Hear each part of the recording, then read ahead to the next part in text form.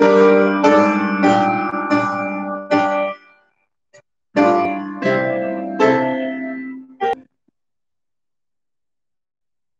시간 하나님 말씀 봉독하겠습니다. 야고보서 1장 19절서부터 27절 말씀입니다.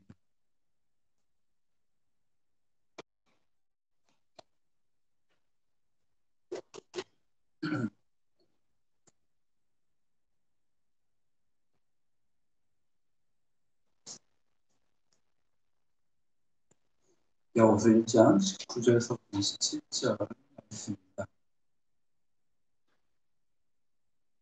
찾으셨으면 한 절씩 교독하겠습니다. 제가 먼저 교독하겠습니다. 내 사랑하는 형제들아, 너희가 알지니 사람마다 듣기는 속히 하고 말하기는 더디하며 성내기도 더디하라. 그러므로 모든 더러운 것과 넘치는 악을 내버리고 너희 영혼을 능히 구원할 바 마음에 심어진 말씀을 온유함으로 받으라.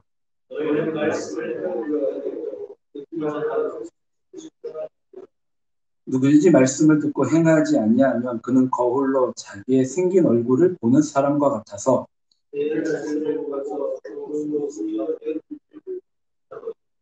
자유롭게 하는 온전한 율법을 들여다보고 있는 자는 듣고 잊어버리는 자가 아니요 실천하는 자니 이 사람은 그 행하는 일에 복을 받으리라.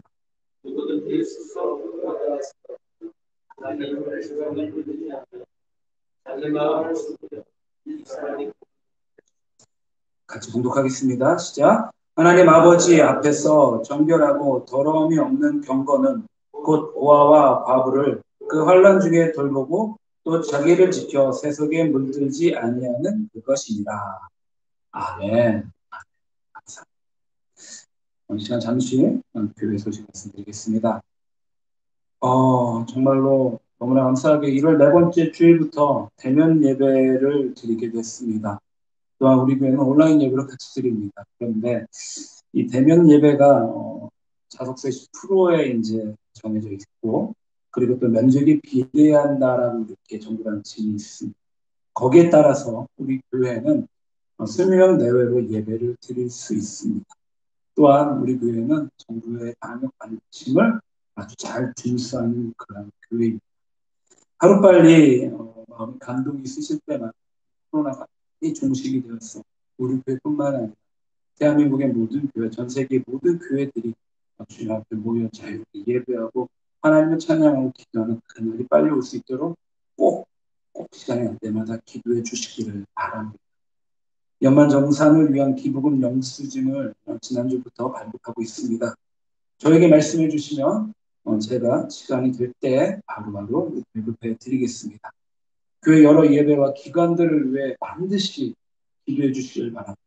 우리 교회가 다른 무엇보다도 보산동을 위해 기도하고 보산동의 치유와 회복을 위해 헌신하는 교회입니다. 그러기에 그 모든 것들의 기본이 기도입니다. 그러기에 기도로서 우리 교회를 위해 꼭 기도해 주시고 관심 가져주시고 누군가는 하겠지가 아니라 그 누군가가 우리 성도님이심을 꼭 기억해 주셨으면 좋겠습니다.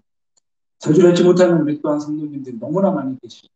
권사님, 우리 성도님도 계시는데 뿐만이 아니라 이분들 또한 동일하게 기도와 관심 가져주셔서 우리 교회가 주님의 이름으로 하나의 연합체, 한 지체가 될 수 있음을 그분들을 통해서 꼭 알 수 있고 주님을 고백할 수 있는 그런 성도님들 꼭 기도와 관심 부탁드리겠습니다. 선교사님들을 위해서도요 꼭 기도해 주시고 혹시 뒤에 게시판에 시작해놨지만 우리 선교사님들의 사역과 가족들이 어떤 분들인지 좀 정확하게 하셔서 마음 가운데 감동이 일어나셨을 때 그분들을 기도해 주셨으면 좋겠습니다. 이 시간 우리가 같이 아까 예배 바로 전에 주님 앞에 찬양 드렸던 곡 나 무엇과도 주님을 바꾸지 않으리사 같이 찬양 드리면서 믿음의 고백을 찬양의 가사를 통하여 주님 앞에 드려지는 그런 우리 마음의 눈이 같이 한 번 더 나 무엇과도 주님 바꾸지 않으리사 찬양하며 주님을 높여드리기 원합니다.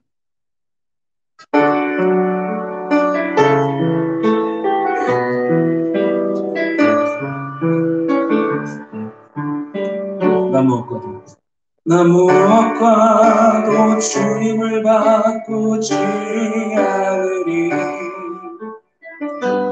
다른 어떤 은혜 구하지 않으니 오직 주님만이 내 삶의 도움이시니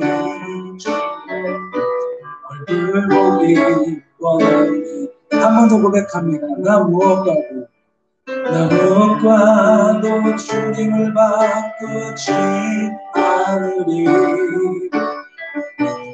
다른 어떤 은혜 하지 않으리 오직 주님만이 내 삶의 도움이시니 주의 얼굴 보기 원합니다. 아멘. 주님 사랑하는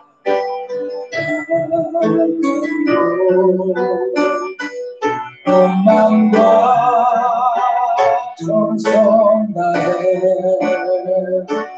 하나님의 신실한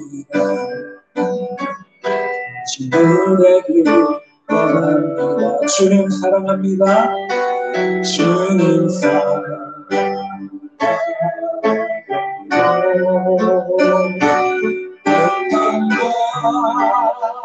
정성 다해 하나님의 신실한 친구되길 원합니다. 한번 남고 주님 사랑하는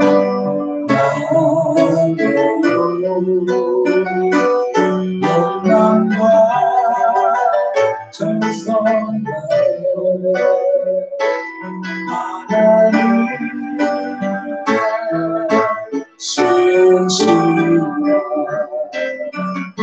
친구되길 원합니다. 아멘. 감사합니다. 이 시간 이게 거룩한 성도의 삶이라는 말씀의 제목을 가지고 하나님의 은혜를 나누는 시간이 되었습니다. 우리 성도님들 한번 앞뒤로 돌아보시겠습니까? 인사 한번 해주셨으면 좋겠습니다. 잘 오셨습니다. 만나서 반갑습니다.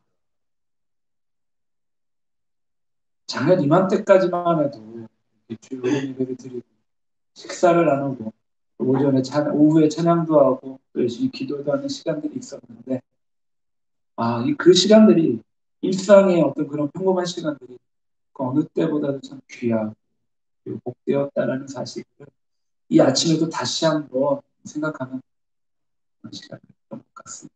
하루빨리 정말 이 모든 것들이 일상으로 되돌아와서 다른 무엇보다도 하나님을 더 예배하고 하나님을 정말로 마음껏 찬양 그 주님 앞에 우리의 마음 가운데 있는 그런 주님 향한 기도 제목 마음 가운데 부르짖는 그런 날들을 우리가 좀 빨리 좀 봤으면 바랍니다.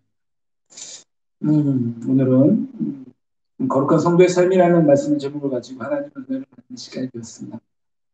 우리가 교회에서 거룩이라는 말을 정말로 자주 사용합니다. 왜냐하면 우리가 믿고 따르는 하나님은 거룩한 분이시고 또 우리에게도 거룩하라고 말씀을 통하여 우리 가운데 거룩하다라 하라고 말씀하고 계십니다. 이처럼 거룩이라는 단어는 그 뜻은 구별되었다라는 의미, 무엇인가 좀 다르다라는 말이지요. 그러니까 우리 성도들이 거룩해야 한다라는 말은 우리가 살고 있는 세상 가운데 구별이 되어야 된다라는 의미입니다. 그런데 우리는 보통 사실 거룩하다라고 하면 좀 어떤 특별한 종교적 의식을 생각할 때가 참 많이 있습니다. 예를 들면 이런 것입니다. 지금의 개신교회들이 참 많이 있죠. 우리 교회도 개신교회입니다. 장로교회, 침례교회, 감리교회, 순복음교회 이런 교회들이 없던 시대에는 로마 카톨릭 교회가 주된 교회였습니다. 그런데 너무나 안타깝게도 이 로마 카톨릭 교회가 세상 가운데 점점점 타락해가고 있을 때 그들이 카톨릭 교회에서 주의 만찬, 즉 성찬에서 화채설을 주장했습니다. 그러니까 화채설이 뭐냐면은 주의 만찬을 진행할 때, 성찬을 진행할 때 사제가 성경 말씀을 읽고 기도하면 떡과 포도주가 실체적으로 예수님의 살과 피로 변한다라는 것입니다.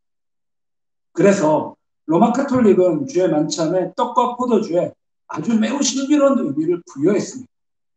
그런데 일단 떡과 포도주가 예수님의 살과 예수님의 피로 변하고 나면 그 이후에는 이 떡과 포도주를 함부로 취급할 수가, 처리할 수가 없었습니다. 그래서 주의 만찬을 하고 남은 떡과 포도주는 버리지 않고 성직자들이 다 먹었습니다. 그런데 여기서 문제가 발생하게 됩니다. 어떤 문제냐? 주의 만찬을 집행하다가 이제 떡과 포도주가 사람들의 실수로 땅에 떨어지는 경우들이 있었습니다. 떡은 떨어져도 다시 주워서 먹으면 되는데 포도주는 물이기 때문에 다시 주워 담을 수가 없었습니다. 그렇다고 이미 예수님의 피로 변해버린 포도주를 수건으로 닦을 노릇도 없었지요. 그러니까 지금 현재 로마 카톨릭은 성찬식을 우리가 좀 자세히 살펴보면 사제가 동그란 떡을 하나 나눠주는 것을 볼 수 있습니다. 그러니까 포도주는 빼고 떡만 나눠줍니다. 왜 그럴까요? 우리의 살 속에 피가 있는 것처럼 떡 속에 포도주가 있다라고 이야기를 합니다. 하지만 우리 개신교는 카톨릭의 화채설이 아니라 주의 만찬에서 영적 임재설을 따르고 있습니다. 우리가 주의 만찬을 할 때 분명히 예수 그리스도의 몸을 먹고 피를 마시며 그 안에서 하나가 되는 연합을 하는 신비로운 일을 경험하지만 그 떡과 포도주 자체가 실질적으로 예수님의 살과 피로 변하는 것이 아니라 성령님께서 우리 가운데 임재하셔서 하나님과의 연합을 이루심을 믿는 것입니다. 이와 같이 우리는 특별하고 신비한 종교적인 의식이 있을 때 무엇인가 좀 다르고 우리는 거룩하다라고 생각하는 그런 경향이 우리 가운데 있습니다. 하지만 사실 초대교회 가운데에서 그리스도인들의 거룩하면 어떤 특정한 종교적 의식에 담겨져 있지 않았다는 것이죠. 오히려 지극히 평범한 삶 가운데 드러나는 일상의 모습 가운데 그리스도인의 거룩함이 나타났다는 것입니다. 로버트 뱅크스라는 사람이 쓴 책이 있는데 그 제목이 1세기 교회 예배 이야기라는 책이 있습니다. 이 책에서는 초대교회가 어떤 모습이었는지 그리고 그들이 모여서 어떤 식으로 예배를 드렸는지 역사적인 자료들을 기초로 짧고 간단하게 요약해서 우리들에게 보여주고 있는데요. 이 책에 등장하는 주인공이 있습니다. 이 사람은 푸블리에라는 사람인데 원래 교회를 다니지 않았던 불신자였습니다. 예수님을 믿지 않는 사람인데 이제 한 번은 교회 모임 가운데 초대를 받아서 가게 됩니다. 그리고 나서 그 모임 가운데 굉장히 신선한 충격을 받습니다. 왜냐하면 초대교회 모임이 여러 다른 종교적 모임과는 확연히 다른 그런 분위기라든지 모습을 그 안에서 발견했기 때문이죠. 당시 2000년 전에 당시 종교적 모임에는 어떤 제사나 어떤 특별한 의식이 있기 마련인데 교회 모임에서는 그런 특별한 의식이나 제사나 그런 경우들을 발견할 수가 없었습니다. 오히려 종교적 의식이 너무나 평범한 것이 오히려 평범함이 특별한 것처럼 보여졌습니다. 그런데 종교적 의식은요, 매우 평범했는데 그 모임 자체는 굉장히 특별했다는 것입니다. 왜 특별했느냐? 당시에는 2000년 전에 그 교회의 모임에는 성별을 초월했고 또한 나이를 초월했고 뿐만이 아니라 신분을 초월해서 모든 사람들이 다 같이 동일하게 평등하게 한 자리에서 모여서 그들의 종교의식 예배를 드렸다라는 것이죠. 당시 한 자리에 모이는 모임은 정말로 흔치 않았습니다. 신분을 떠나고 나이를 떠나고 성별을 떠나는 모임은요. 그 당시에 극히 드물 뿐더러 거의 전무후무했다라는 의미이지요. 하지만 놀랍게도 초대교회에서는 그 모든 것들을 다 하나로 끌어안고 그렇게 모여서 평범하게 하나님 앞에 예배를 드렸습니다. 자, 이런 점이 푸블리오에게는 기독교가 매우 구별되고 또한 거룩하게 느껴진 부분이었습니다. 그렇습니다. 우리가 섬기는 교회는 처음부터 초대교회가 생길 때부터 거룩함을 드러낼 때 어떤 종교적 의식이 아니라 세상 가운데는 구별된 삶 또는 세상과는 다른 삶을 통해 그 거룩함이 드러나 나타났다는 것입니다. 오늘 간절히 바라는 것은 본문 말씀을 통하여 초대교회에서 어떤 거룩한 삶을 추구하며 살았는지, 그래서 이 세상을 살아가는 성도들, 세상과는 구별된 우리들이 이 거룩함이 과연 어떤 모습으로 우리 가운데 드러나 나타나야 하는지 오늘 말씀을 통하여 하나님의 은혜를 나누는 시간을 간절히 바랍니다. 가장 먼저 첫 번째는요, 오늘 말씀 가운데 뭐라고 하시느냐? 듣기는 속히 하고 말하기와 성내기는 더디어. 우리가 많이 들었어요. 듣기는 속히 하고 말하기와 성내기는 더디 해야 된다고 합니다. 그런데 중요한 거는 이 말씀 가운데 깔려있는 전제 조건이 있어요. 그것은 말씀으로 온유함을 받아야 되는 것이죠. 말씀으로 온유함을 받아서 듣기는 속히 하고 말하기와 성내기는 더디 해야 된다는 것입니다. 오늘 보면 19절입니다. 내 사랑하는 형제들아, 너희가 알지니 사람마다 듣기는 속히 하고 말하기는 더디하며 성내기도 더디하고. 야고보는 가장 먼저 내 사랑하는 형제들아라고 표현을 쓰면서 듣기는 속히 하고 말하기는 더디하며 성내기도 더디하라고 권면합니다. 여기서 제일 먼저 나오는 말씀이 뭐죠? 사람마다 듣기는 속히 해라라고 말합니다. 사실 이 말씀의 모토가 제 목양의 모토이기도 합니다. 가장 많이 들어주는 것. 거룩하기 위해서는요, 먼저 잘 들어야 될 우선순위가 있습니다. 먼저는 하나님의 말씀이고 다음으로는 사람들의 말입니다. 이처럼 성도는요, 세상에서 제일 먼저 잘 들어야만 합니다. 잘 들어야 해요. 그리고 난 후에 말을 해야 하는데 또 말하기는 어떻게 한다고요? 말하기는 더디하라라고 합니다. 그리고 나서 성내기도 더디해야 합니다. 신중하게 판단하고 말하라는 뜻이고, 잘 듣고 경청을 하되 말할 때는 조심하고 신중해야만 합니다. 하나님께서 이처럼 우리에게 주신 아주 여러 가지 귀한 선물 가운데 하나가 바로 말입니다. 말이 우리 삶에서 얼마나 중요한가를 우리는 너무나 잘 경험하면서 살고 있습니다. 우리나라 속담에 말 한마디가 청량빛을 갖는다라는 말이 있습니다. 이게 어떤 의미인지 아시나요? 우리나라 조선시대에 천냥을 가지고, 돈 천냥을 가지고 할 수 있는 일이 두 가지가 있습니다.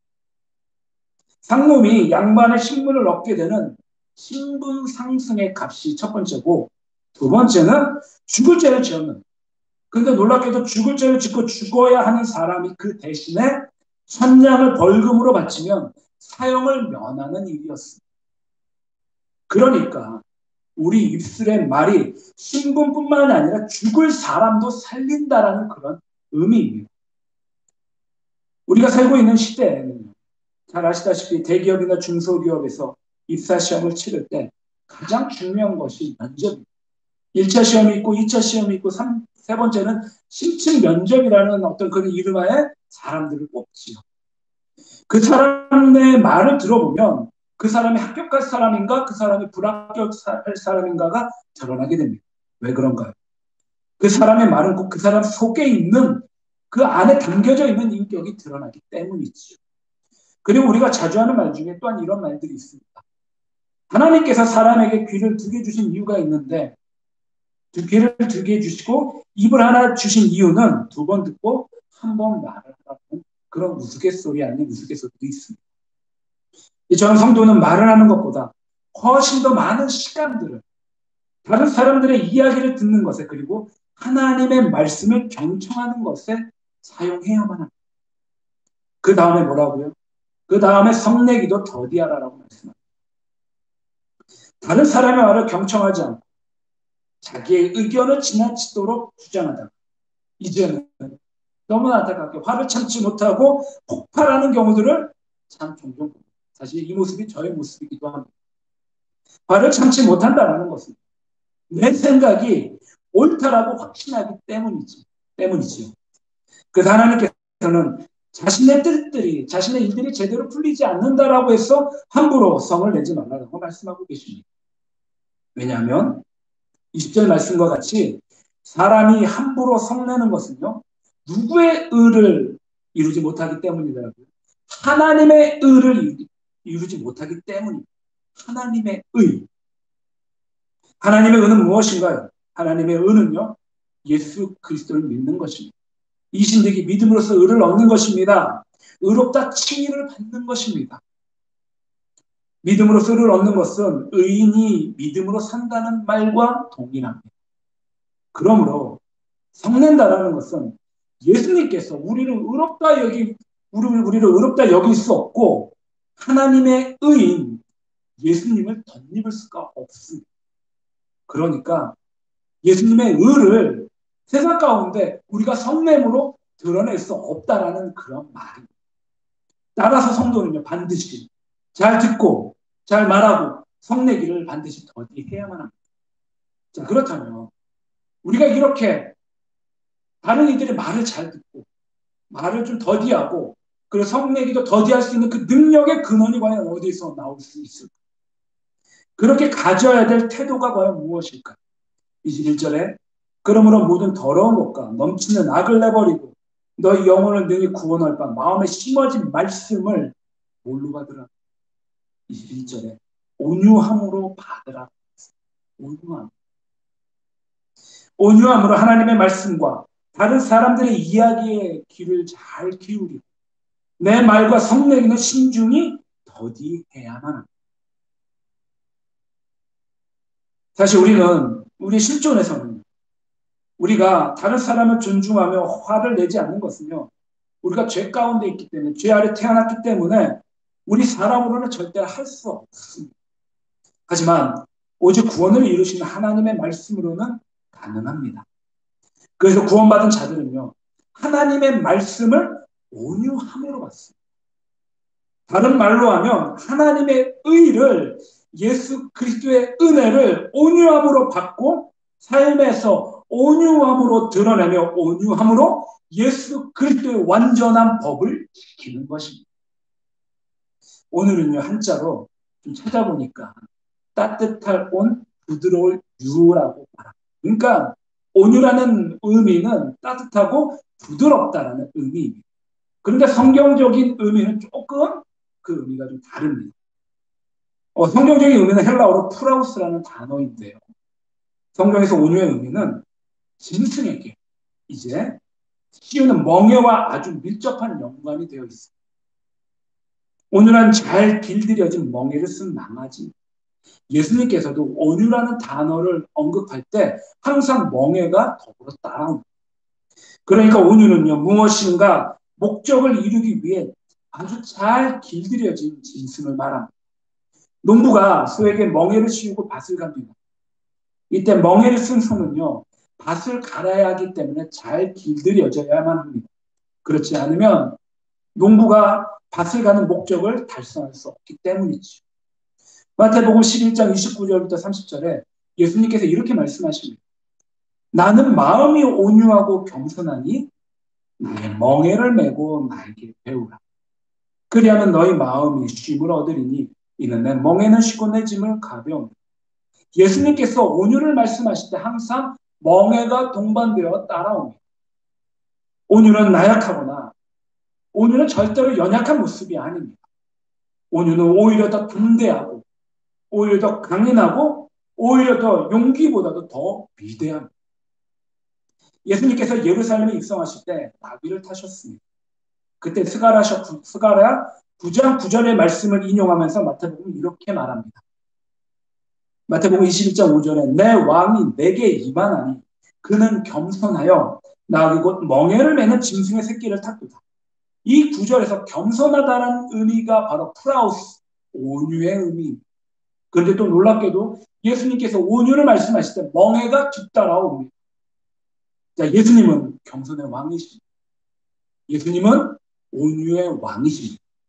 성도가 예수님의 멍에를 메고 이처럼 온유를 배운다면 잘 길들여진 망아지가 될 것입니다. 그것은 바로 하나님의 나라를 위하여 길들여진 망아지이고 주님이 타신 저 나귀와 같을 것입니다. 또 마태복음 5장 5절에 예수님께서 팔복을 말씀하시며 산상수훈에서 이렇게 말씀하셨죠. 온유한 자는 복이 있나니 그들이 땅을 기업으로 받을 것입니다. 이처럼 온유함은 우리가 만들어내는 것이 아니라 예수님으로 말미암아 하나님이 주시는 복이고 성령의 열매입니다. 그러므로 성도들은 반드시 하나님의 말씀을 듣고 자신의 말을 하는 것이 아니라 하나님의 말씀을 전달하는 자가 되어서 이제는 더 이상 화를 내는 것, 성내지 아니하고 하나님으로부터 온유함으로 이 땅의 기업을 세상 가운데 잘 드러내는 그런 사람들입니다. 이렇게 우리의 성품과 행동이 변화되기 위하여 다른 무엇보다도 성령의 도우심이 절대적으로 필요합니다. 성령님은 우리에게 이러한 예수님의 온유하심을 덧입게 해 주실 것입니다. 간절히 바라는 것은 다른 무엇보다도 성령님의 증거와 인도하심을 받았어 온유함으로 하나님의 말씀을 온유함으로 받으셔서 이제는 듣기는 속히하고 말하기는 더디하며 성내기도 더디하시는 그래서 하나님의 예수님의 그 놀라운 은혜를 세상 가운데 잘 전하시는 잘 나타내시는 우리 성도님들이 되시기를 간절히 축원합니다. 아멘. 자, 두 번째는요. 성도의 거룩한 삶은 이제 듣는 그 하나님의 말씀을 세상 가운데 잘 실천하는 것입니다. 22절부터 25절에요. 누구든지 말씀을 듣고 행하지 아니하면 그는 거울로 자기와 생긴 얼굴을 보는 사람과 같아서 제 자신을 보고 가서 그 모습이 어떠했는지를 곧 잊어버리거니와 자유롭게 하는 온전한 율법을 들여다보고 있는 자는 듣고 잊어버리는 자가 아니요 실천하는 자니 이 사람은 그 행하는 일에 복을 받으리라. 자, 오늘 이 여기 말씀 가운데 뭐라고 하시나요? 하나님의 말씀은 이제는 듣기만 하지 말고 실천하는 자가 되라고 말씀합니다. 요즘같이 정말로 하나님의 말씀이 넘치는 때가 없었던 것 같습니다. 교회들도 정말 많이 있고요. 하나님의 말씀을 전하시는 분들도 참 많이 있고요. 또한 서점에 가면은 정말 넘쳐나는 것이 신앙서적이고 또한 그 말씀을 어떻게 하면 그렇게 잘 주의했는지 그런 책들을 좀 많이 발견할 수 있는 그런 시대입니다. 인터넷이나 또한 TV를 통해서도 얼마든지 하나님의 말씀을 정말 잘 접할 수 있죠. 자, 그런데 그렇게 참 듣기 좋은 시대이고 하나님의 말씀이 참 많이 흘러넘치는 그런 시대인데 우리가 그렇게 열심히 하나님의 말씀을 듣는 것만큼 과연 거룩한 성도의 삶 가운데 성도로서 그렇게 잘 성장하고 성숙하고 있는가요? 온전히 주님의 마음으로 은혜로 자라가는가입니다. 성도가 아무리 하나님의 말씀을 많이 들어도 그 안에서 온전히 자라가고 성장하지 않는다면 정말로 아무런 의미가 없습니다. 오히려 그 지식이 어쩌면 성도의 삶을 교만하게 만들 수 있지요. 우리가 아무리 하나님의 말씀을 많이 듣는다 하더라도 그 말씀을 그냥 흘려보내고 우리 삶에 적용하지 않고 우리 가운데 행하지 않는다면 실천하지 않는다면 그 말씀은 그냥 그렇게 흘러가고 사라져버리고 맙니다. 반대로 하나님의 성도가 하나님의 말씀을 듣고 행하면 그만큼 성장하고 자라가게 되지요. 요즘 날이 많이 풀렸습니다. 오늘도 정말로 밖에 보니까 날이 정말로 많이 따뜻한데요. 조금 쌀쌀하지만 그래도 이런 날씨면 겨울에 운동하기가 참 좋은 날씨인 것 같습니다.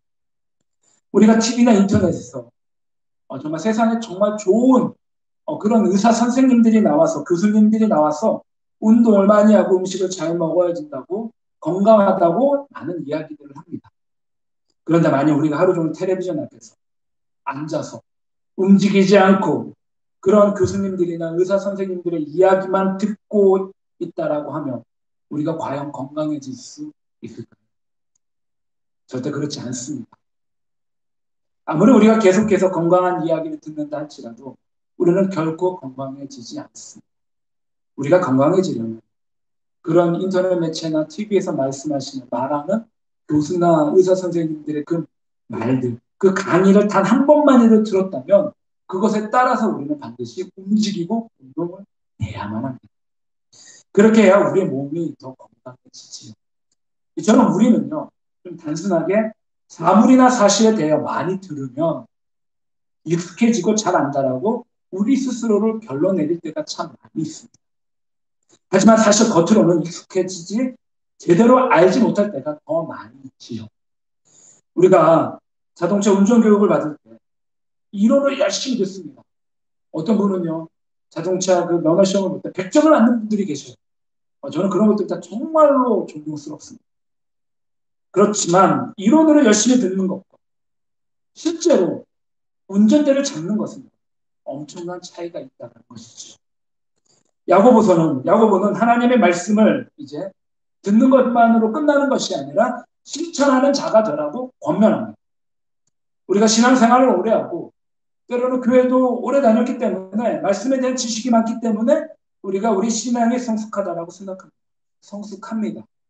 우리는 성숙합니다. 그렇지만 내가 아는 것만큼 내가 들은 것만큼 내 신앙이 성장해 있을 것이다라고 생각할 때도 있습니다. 하지만 그러나 우리가 그렇게 하나님의 말씀을 많이 들었음에도 불구하고 실천하지 않는다면, 그렇게 하나님의 말씀에 우리가 순종하고 복종하지 않는다면 아직까지 우리는 사실 신앙의 초보임을 고백할 수밖에 없습니다.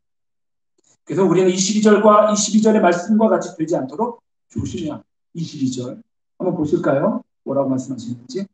너희는 말씀을 행하는 자가 되고 듣기만 하여 자신을 속이는 자가 되지 말라. 네.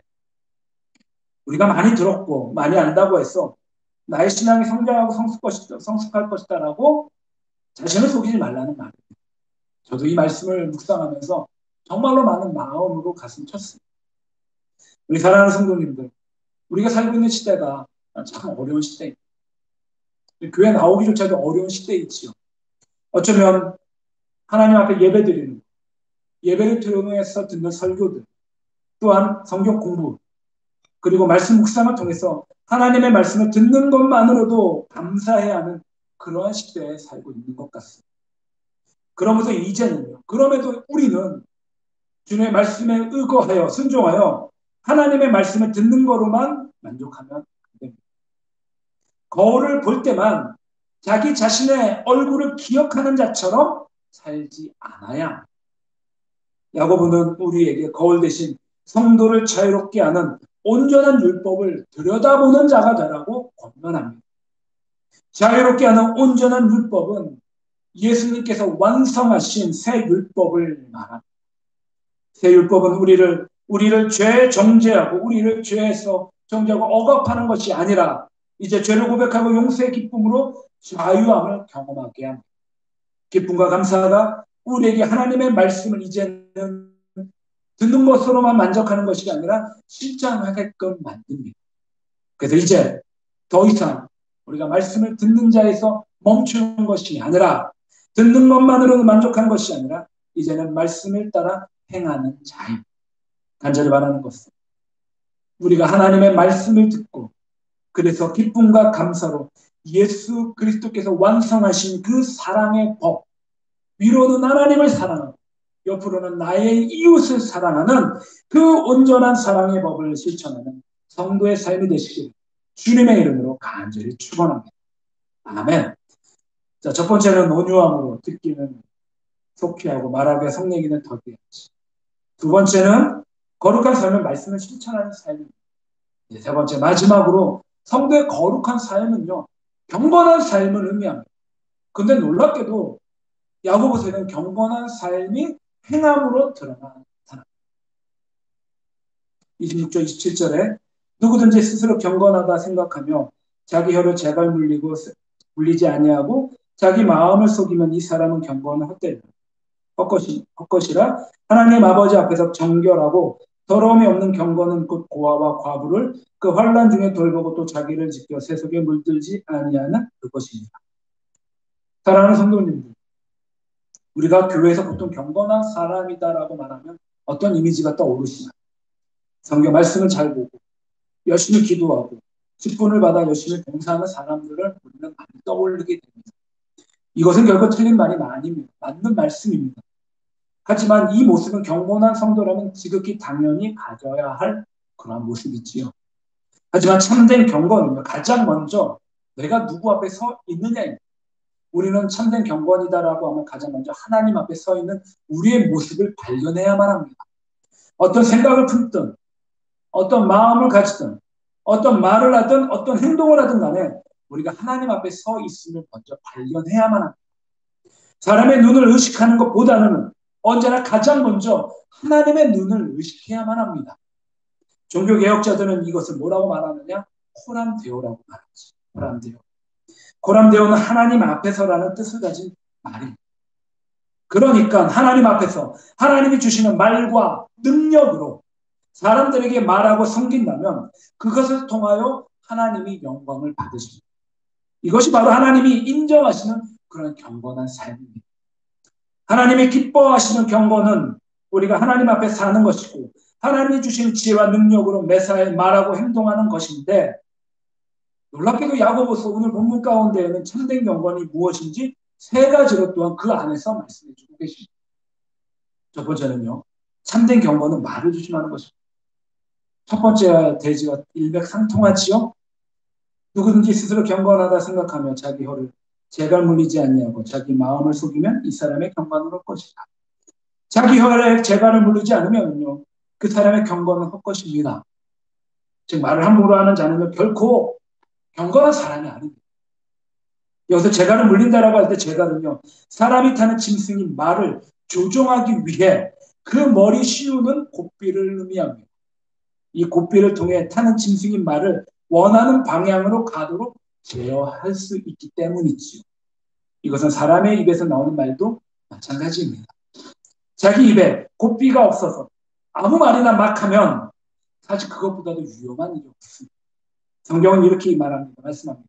우리 혀가 얼마나 무서운 흉기인지 삶의 수레바퀴를 불사르는, 즉 우리 인생을 다 태워버릴 수 있는 끔찍한 무기가 우리 혀라고 성경은 말씀하고 있습니다. 반드시 혀에 재갈을 물리셔서 경건하시기를 바랍니다. 두 번째 참된 경건은 어려운 사람들을 돌보는 것입니다. 27절에 하나님 아버지 앞에서 정결하고 더러움이 없는 경건은 곧 고아와 과부를 그 환난 중에 돌보고, 고아와 과부를 그 환난 중에 돌보는 것이 바로 경건입니다. 여기서 특별히 고아와 과부는 성경에서 말씀하는 어려움을 당한 사람들의 가장 표본을 의미합니다. 즉 고아와 과부를 돌보라는 것은 우리 주변에 어려움을 당하고 있는 이웃들에게 관심을 가지고 사랑을 베풀라라는 그런 의미입니다. 이처럼 어려움을 당한 사람들을 돌보는 것이 바로 참된 경건입니다. 여기서 우리가 흔히 생각하는 경건과 야고보서에서 말씀하는 경건의 차이가 있다는 그것을 우리가 좀 발견할 수 있습니다. 우리가 그냥 경건이다라고 하면 아까도 말씀드렸지만 하나님과의 관계를 의미하죠. 예배를 잘 드리고 말씀과 기도에 충실하고 받은 직분을 잘 감당하면 정말로 그 사람은 경건하다라고 말합니다. 맞습니다. 경건합니다. 하지만 참된 경건은, 야고보서에서 말하는 경건은 하나님과의 관계뿐만이 아니라 나의 이웃과도 관계가 되는 그런 경건을 의미합니다. 하나님만 사랑하는 것이 아니라 하나님 사랑과 이웃도 똑같이 사랑합니다. 이것이 바로 온전한 율법이지요. 예수님께서 우리 가운데 말씀하신 그 율법. 예수님은 바리새인들이 가장 중요한 율법이 뭐냐는 질문에 하나님을 사랑하고 이웃을 사랑하는 것이 가장 중요한 율법이다라고 말씀하셨어요. 하나님만을 사랑하는 것이 아닙니다. 하나님과 이웃을 함께 사랑하는 것이 율법의 가장 중요한 내용이고 그것이 바로 참된 경건의 모습입니다. 성도들은 인생의 고통을 당한 사람들을 향하여 이제는 긍휼과 자비의 마음을 가져야만 합니다. 말씀은 우는 자와 함께 울고 슬픈 자에게 다가가서 위로해 주고 아파하는 자들을 일으켜 주라고 말씀합니다. 여기에는 그 어떤 정치적인 고려나 어떤 경제적 목적이 담겨져 있지 않습니다.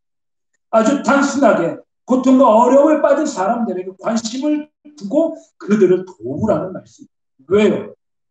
그 한 영혼이 온 천하보다도 귀하기 때문에 참된 경건을 이루시기를 바랍니다. 자, 마지막으로 경건이 또 있습니다. 세속에 물들지 않는 것입니다. 세속. 27절 마지막 후반절에 자기를 지켜 세속에 물들지 아니하는 그것입니다. 참된 경건은요, 자기를 지켜 세속에 물들지 않는 것입니다. 여기서 세속이다라는 말은요, 세상을 의미합니다. 자, 그런데 성경에서는 세상의 의미를 두 가지로 말하고 있는데요. 먼저는 하나님이 구원하시는 대상으로서의 세상입니다. 우리가 잘 알고 있는 요한복음 3장 16절에 하나님이 세상을 이처럼 사랑하사 독생자를 주셨으니 말씀. 여기서 말하는 세상은요, 하나님께서 구원하시고자 하는 세상, 즉 조금 더 정확하게 말씀을 드리면 세상에 속한 구원의 대상자를 의미합니다. 하지만 지금 말하고 있는 세상의 두 번째 뜻은 전혀 다릅니다. 세상의 두 번째 뜻은 하나님을 반대하고 거역하는 세상의 질서나 그 안의 사람들을 말합니다. 이것은 요한복음 3장 16절의 구원의 대상이 아니라 이 사람들은, 이 부류는 심판의 대상들입니다. 오늘 말씀에서 세속에 물들지 말라고 할 때 이 세상은 바로 구원의 대상이 아니라 심판의 대상, 그 적절하지 않은 두 번째 의미의 세상입니다. 우리가 참된 경건을 얻기 위해서는 이 세상을 사랑해서는 안 됩니다. 즉 하나님 반대하고 거역하는 이 세상을 따라 살아서는 안 되며, 참된 경건은 세속에 물들지 않고 세상의 것들을 사랑하거나 세상의 것들을 의지하지 않습니다. 이처럼 야고보서에서 말하는 경건은 말을 조심하는 것, 어려움 당한 사람들을 돌아보는 것, 세속에 물들지 않는 것, 이 세 가지가 바로 참된 경건의 필수임을 말씀하고 계십니다. 그래서 사람 눈에 보이는 이런 위선적인 경건이 아니라 하나님 앞에서 호람되오 하셔서 참된 경건을 가지고 거룩한 성도의 삶을 사시는, 우리 거룩한 삶을 되는 우리 성도님 되시길 주님의 이름으로 간절히 축원합니다. 아멘. 이제 말씀을 마치기를 원합니다.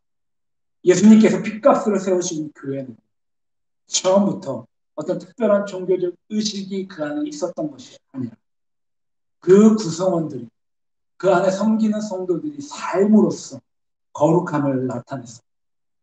그 거룩함으로 세상 가운데 정말 참된 선한 영향력을 드러났다는 것입니다. 여기 이 자리에 있는 모든 성도님들 또한 우리 믿음의 선배들이 살았던 것처럼 온유함으로, 듣기는 속히하고 말하기는 더 성내기는 더디하시고, 말씀을 듣는 데서 이제 우리가 끝나는 것이 아니라 그 듣는 주님의 말씀, 하나님의 말씀을 세상 가운데 잘 실천하시고, 또한 세상에 물들지 않는 경건한 삶을 살아가는 이 세상에서 하나님의 거룩함을 나타내는, 그래서 모든 주님의 거룩한 성도들, 백성들이 될 수 있게 주님의 이름으로 간절히 축원합니다. 아멘. 기도하겠습니다. 사랑과 은혜가 풍성하신 하나님 아버지, 감사합니다. 거룩한 성도가 세상에서 주님의 말씀을 온유함으로 받아서 이제 잘 듣고 잘 말하고 부드럽고 따뜻한 그런 성도가 되기를 바랍니다. 또한 주님의 말씀을 이 땅 가운데 정말 잘 듣고 그 잘 들은 주님의 말씀을 실천하고 이웃을 돌보고 혀에 재갈을 물리고 어려움 당한 이웃들을 잘 살필 때 아버지, 그런 경건한 성도의 삶이 되게 주시옵소서. 그래서 주님, 간절히 원하는 것은 이 모든 것이 나의 힘으로 되는 것이 아니라 성령님께서 우리 가운데 능력을 부어주셔서 우리 삶 가운데 임재하셔서 아버지, 우리를 더욱더 풍성하고 풍요로운 성도의 삶으로 인도하시고 이끌어 주시옵소서. 더욱더 충만히 우리 삶 가운데 거룩한 성도의 삶이 될 수 있도록 은혜를 부어 주시옵소서. 우리 예수님의 온